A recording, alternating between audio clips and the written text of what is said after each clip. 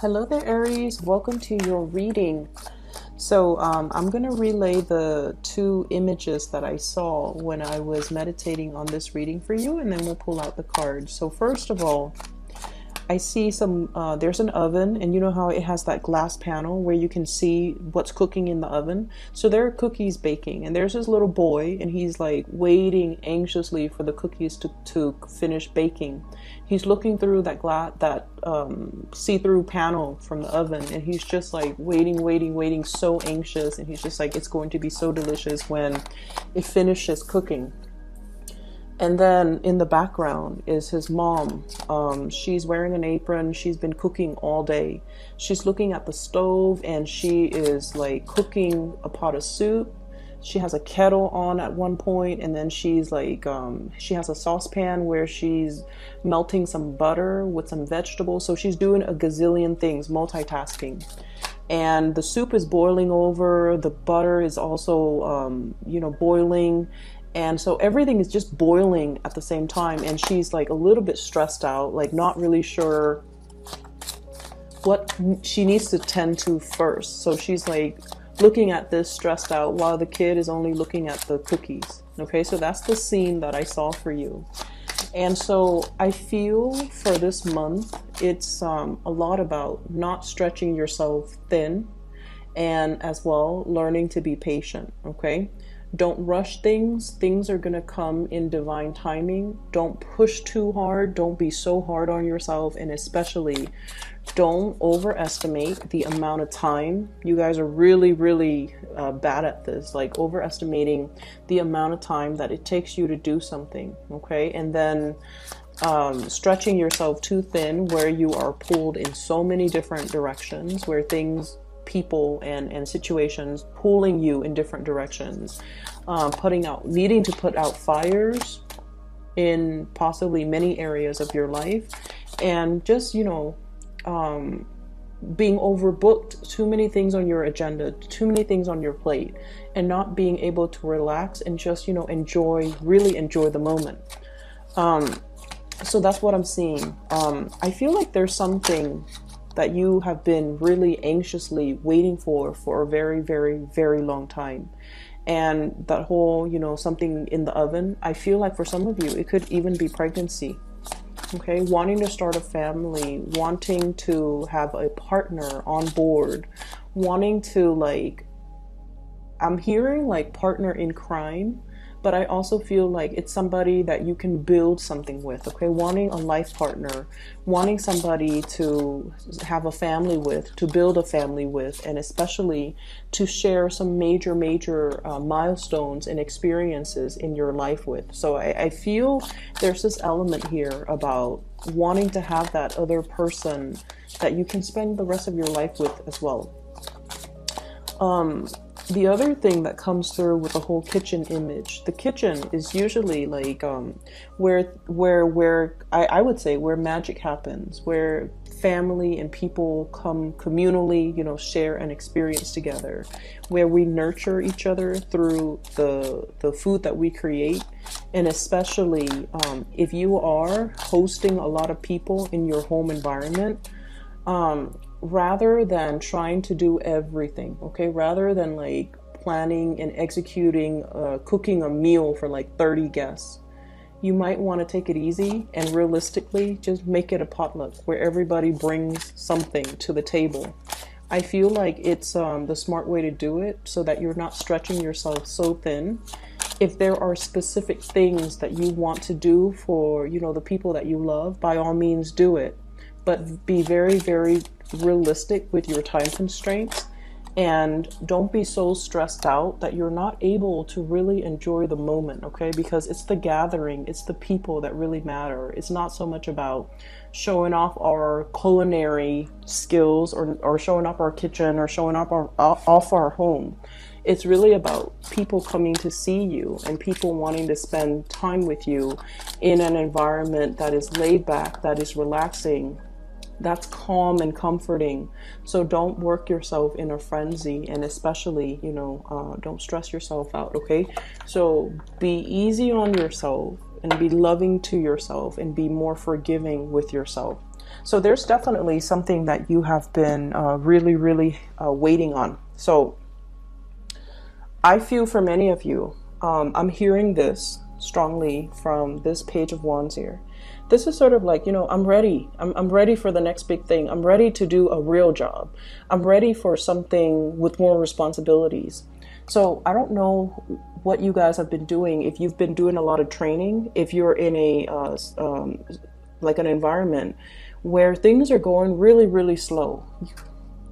The Hangman, waiting in suspension, waiting for things to happen, being in a situation where there's a lot of work to be done. There's a lot of people or projects or things that need you. It's almost like you're there to help. You have the skills, you have the expertise, but for whatever reason, whoever is overseeing the situation feels like you're not ready. So they're not giving you that opportunity to prove yourself. They're not giving you that chance to get out there and get your hands dirty, roll up your sleeves, and just take care of things. So it feels like you're in a state almost like of waiting, of suspension, of limbo, and you're not able to, it can feel really frustrating for a fire sign to not be able to get out into the world and do whatever it is that they want. I feel like you might be in a capacity where you are learning things, okay? This is usually like going back to school, mastering a skill, mastering a specific concept, a theory, before you can go out into the world. Once again, this ivory tower type of a situation. So I feel like many of you, you're going through some training. It could be some legal training that you're dealing with. It could be learning how to do things properly. There might be legal ramifications if things are not done in a specific way, or if it's almost like you have to cover your butt so that you don't get sued, or you have to do things in a procedurally correct way. Otherwise, people can sue. So I feel whatever the situation is, I know that it's very frustrating, and you feel like you've mastered it, and you feel like you really want this opportunity to prove yourself, to put theory into practice, and to be able to help a lot of people and to make the situation better, because there's obviously a need for you in this work situation, but you're not giving the chance and the opportunity to exert yourself. Okay, so that's the first thing, and it can be really frustrating, but I feel like the overall message that I'm getting here is in divine timing. Okay, you have to master one thing before you move on to master another. Okay, it's like that woman in the kitchen. She's multitasking, and whenever we multitask, our attention is always divided. So when we do one thing, we can do it really well. When we multitask, our attention, our focus is drawn towards different things, and we could never do those things perfectly well the way we would have if we only had one thing on our plate. That's just the way the human brain works. Okay, so as much as we feel like we can multitask, the quality of the outcome of the end result always diminishes. And so I feel like the universe is teaching you a lot more about patience, a lot more about, let's learn something, as frustrating as it is. Let's learn something and be a master at it, so that when we break away from this ivory tower, when we bring theory into practice, into the real world, we can do it right. Okay, the kings, and this is your energy, the kings always do things the right way. They've already mastered it. They've been through it. They have the skills and the knowledge and the experience and whatever it is that's required of a ruler, a leader, breadth of vision, hindsight, you know, the whole learning from past experiences. But I feel like, you know, the universe really wants you to master, rather than going into a situation excitedly, but not having the skills and the necessary experience from your past to make the best of a situation, or to make something the best that it could be. So a little bit more patience and a little bit more waiting, I feel, is going to be in store for you. For some of you, there could be a lot of issues regarding children. Okay, Dietary habits when it comes to children. And I love this card. This is the Nine of Cups. Okay. I usually think of this as like the binge eating, or a household that might be a little bit neglected, and then the children are eating whatever is around, usually junk food or usually snacks. The parents might be so busy, or the parents might not be in the picture, or there's some issues here. I feel for some of you, if it's not your own children, you might be dealing with a child, and you might be compensating, taking care of a child, or giving the child a lot of love and attention, or you're feeling like the parents of the child are turning their back on the kid. Okay, as sad as that is. So if it's not your children, I feel like you're experiencing this. You're playing the role of a caretaker. You're doing something to rectify a situation because you're just like, that's not fair. It's not healthy for these kids to be living like this, or it's not healthy for this child to be in this type of environment. So I feel some of you are stepping up, taking care of a person, trying to do the best for them. They might not have the best dietary habits. They might be very picky with food. And for some of you, if this is not a child, you're taking care of a person. Like, you're doing your best to really take care of a person. It can be a little bit difficult on your end because, time constraints, responsibilities, whenever we take care of another person. And especially because you guys don't like to be weighed down by responsibilities, okay? You design your life in a way where you can come and go as you please. You can be in one city one day and the next city another day. Like, you design your life without baggage, without responsibilities, not because you're afraid of it, but because if you're not ready for it, you know yourself well enough to know you're not ready for it. So I feel like you have a little bit of resentment about somebody who has bitten off more than they could chew, and they're not taking care of their responsibilities. So it could be, somebody who has children when they're not able to physically take care of themselves, let alone their children. And then you have to step up and kind of tend to this situation. It's like doing that damage control, like cleaning up after them. Cleaning up after the other person, not so much the children, but cleaning up after the other person, because they bit off more than they could chew, and they create more work, more problems for everybody else. And so you have a little bit of resentment that I'm sensing here. But I also feel like you're dealing with this person. Whatever contributions you're making in their life right now, especially if it's somebody you're taking care of, a child or somebody else, your efforts are not going unnoticed, okay? I feel like this karma is going to come back to you tenfold. Like, it's really good karma, because I feel like you're taking care of the situation from the goodness of your heart, and because you feel like the situation is not fair. The Justice card, two people fighting over something when they're not really seeing the big picture. It's like ego battles, okay? Coming from a very petty space. And you're not tolerating that. You're seeing that there's wisdom that is beyond these people. You might even be the mediator in a conflict.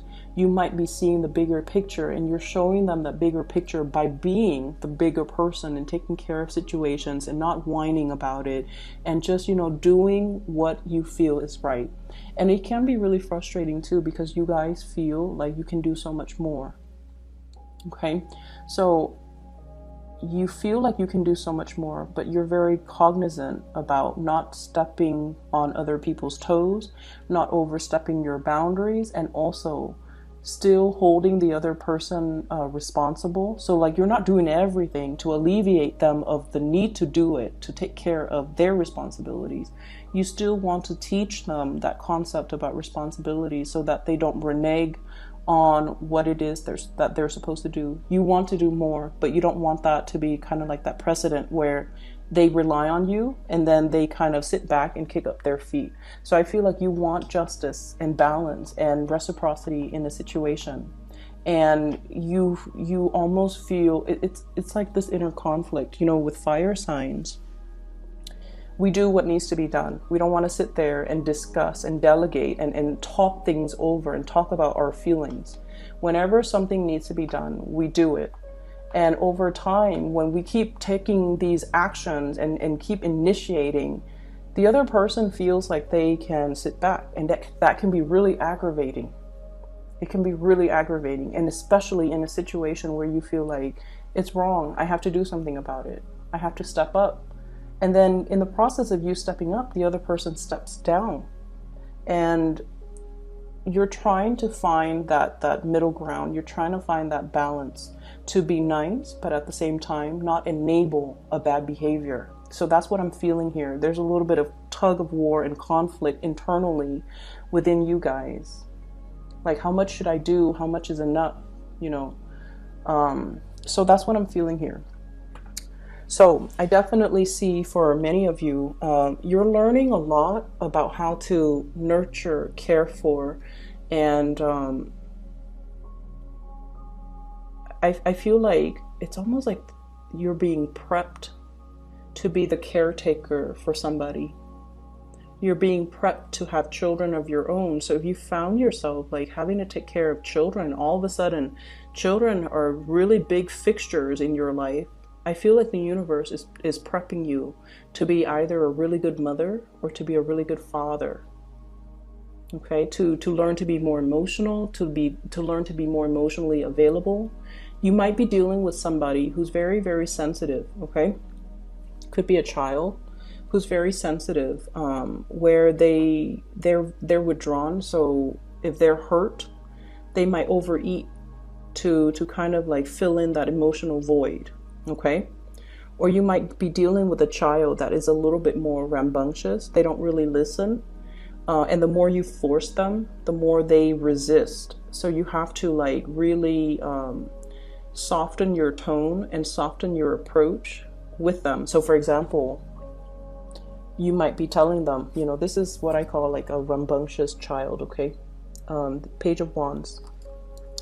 And Aries, as independent as you are, I feel like you naturally attract people who are very, very independent. And especially if you have children, they're going to be a handful because they're going to question authority. They're not going to take no for an answer. They're going to push boundaries, and they're smart, and they're just really independent. And so they're not going to take no for an answer. They need an explanation. They need a reason. And you have to appeal to their emotional senses. So for example, you tell them, you know, after school, you need to go home straight away. I don't want you hanging out outside. And they're like, I'm not going to get into any trouble. I don't need to go home.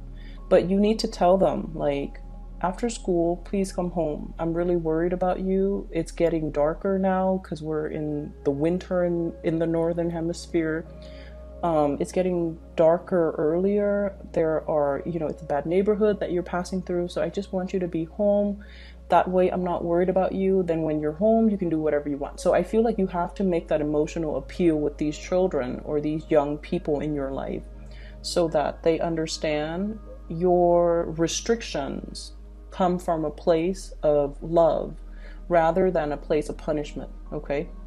And so we have to really change the way in which we communicate to kind of like convey what it is that we want or expect from the other person, and especially why we want that from them. It's not about us being mean or you know, laying down the rules. It's because you care about them and you don't want bad things to happen to them. Okay. And I'm dwelling on that because, you know, that whole cookies in the oven. There might be a child that's overeating, or somebody who's binging, who might not have, like I said, the best dietary habits. And I feel like their health might be catching up to them. And you have to be the one to kind of gently like tell them, hey, you know, you got to lay off that thing that's not really good for your health that you're putting in your body chemically or, you know, food wise. You have to kind of lay off it because I don't feel like it's healthy for you. And approaching that from a space of understanding and kindness is a lot more, it's going to make the other person a lot more receptive than approaching them from a place of harshness, okay, and criticism. So that's what I'm feeling here. I feel like for many of you, there's a lot of training that you're going through, and it's like, it's frustrating, I understand, but it's going to come to an end, and then you can kind of like spread your wings and you know, practice what you preach, and you can have an opportunity, especially to kind of really have more independence to do things without people looking over your shoulders to see if you're doing things properly. And then I also feel as well in partnerships, I have 3 signs. So I have an air sign, Aquarius, Gemini, and Libra. And I have this here, King of Swords. You might be having a lot of discussions with this person if it's a romantic partner, okay? Over family trauma, healing past family issues. They might come from a broken home, or you might come from a broken home, and you're both bringing a lot of fears about commitment, fears about settling down. I feel like the love is definitely there, but both parties are bringing to the table a lot of like fears from their respective dating past, marital past, even family trauma. And I feel like you're healing together, but the process is still ongoing. So it's going to take a little bit more time, okay?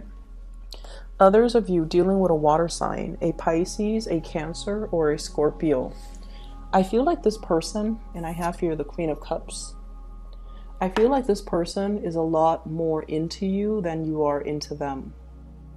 That's what I'm sensing. They really like you, and you know that they're a really good person. Like, you know they're a really good person. This is somebody, male or female. They could be the one that you want to bring home to mom and dad.